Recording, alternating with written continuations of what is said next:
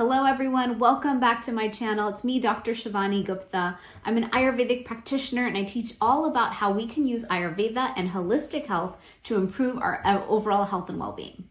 So today we're going to talk about food combination and how the combination of the foods we eat can be contributing to our inflammation and our digestive issues. Have you eaten a meal before and felt like, you know what, something's not right. This isn't digesting well. I don't feel good afterwards. Well, that may be due to the combination of the ingredients and not just what you ate. So if you're interested in learning more, subscribe to my channel, like and share this video. We have so many videos like this about health and well-being.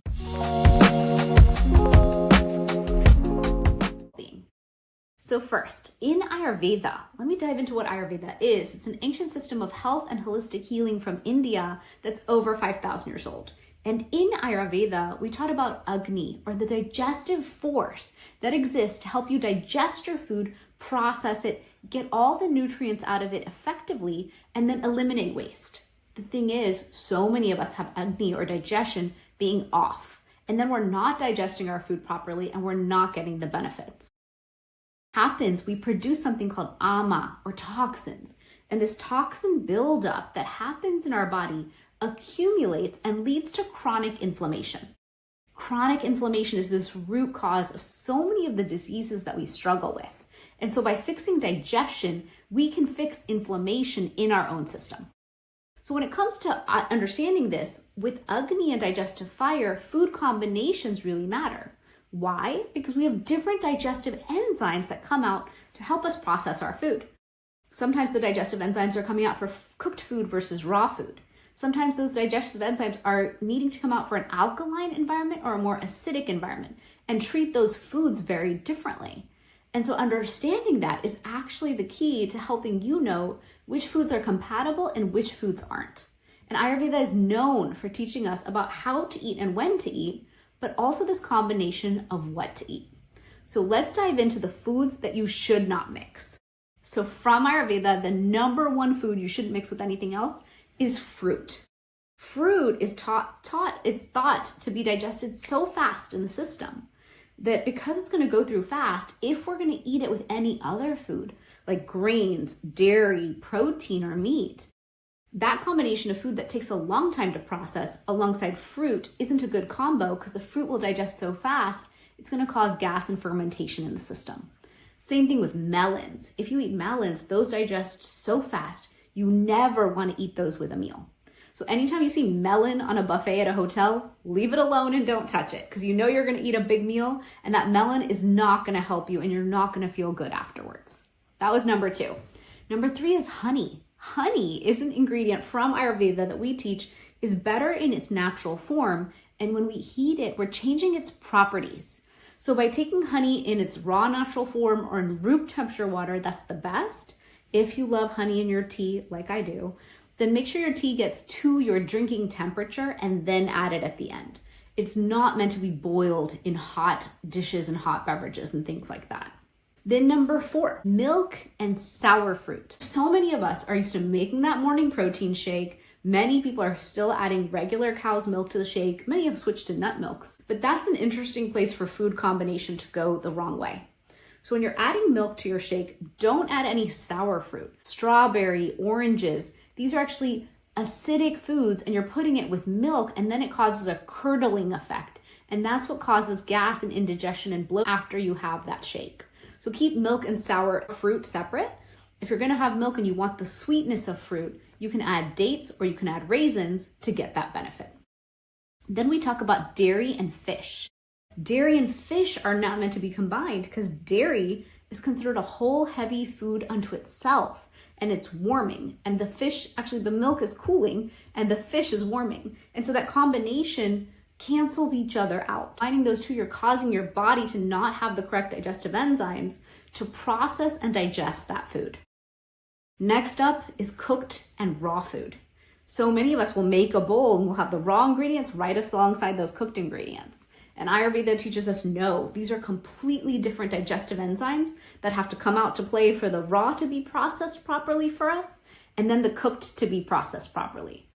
And so take a simple habit and eat all your raw foods first. If you're gonna have that salad, you're gonna have those sprouts, put all that in first. And what's cool is modern day science has told us gut microbiome, when we want that prebiotic benefit of those foods, put them first. And what's cool is if you look at all sorts of cultures, like in Italy, for example, they put raw first, then vegetables, then protein, then carbs. So this order of food combination also matters, not just the combination.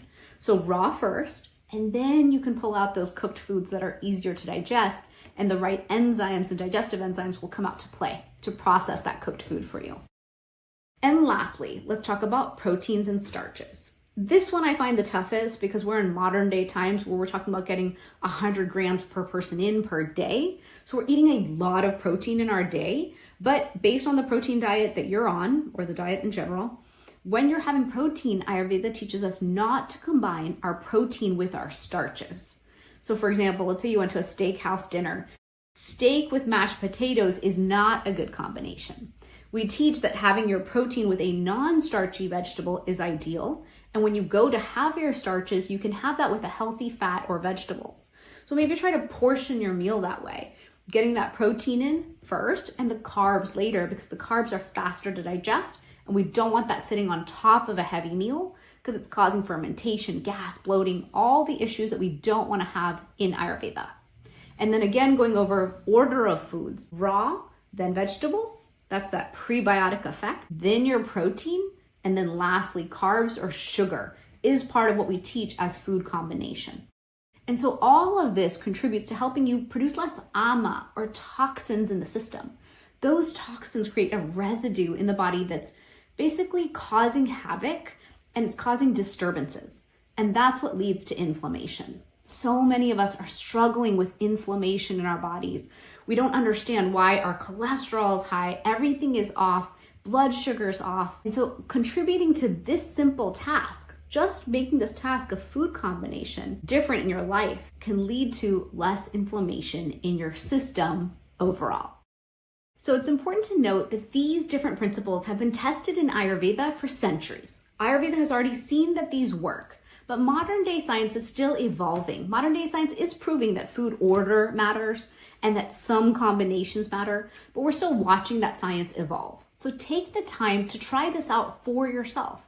Each of us is so unique, so each of us will respond differently. But you may learn for yourself that your protein shake in the morning needs to change a little bit.